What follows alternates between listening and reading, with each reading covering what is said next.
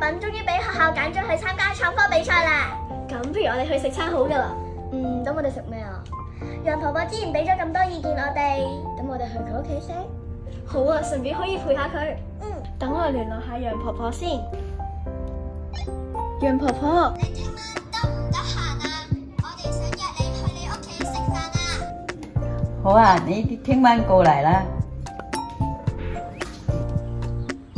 你哋今日有冇街市買雞？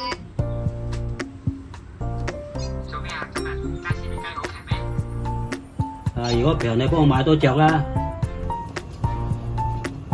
啲水果咁靚，又買多咗，攞啲俾陳伯都好喎。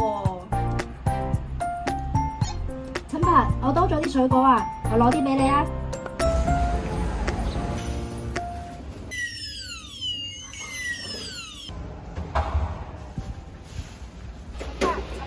有報道指出，香港自殺死亡創新高，志願機構呼籲留意隱蔽長者及兩個年齡層老友記，所以我哋設計咗一個裝置，叫做破隔膜。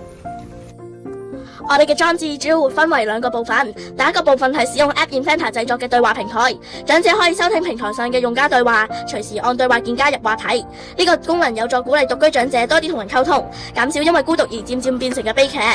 另一部分係使用 Microbit 同埋超聲波傳感器而製成嘅倒數感應裝置。超聲波傳感器可以偵測到1米範圍有冇人移動，如果超過一定時間，例如20小時或者1日，長者冇行近裝置或者使用對話功能， Microbit 就會發出警報聲並顯示交叉。如果長者仍然冇行近裝置，裝置就會透過無線電功能發放電郵提醒照顧者。香港每6位長者就有1位獨居，我哋知道科技無法替代擁抱，但係能夠編織重新連結嘅網，所以我哋希望行多一步，幫助長者打破社交隔膜。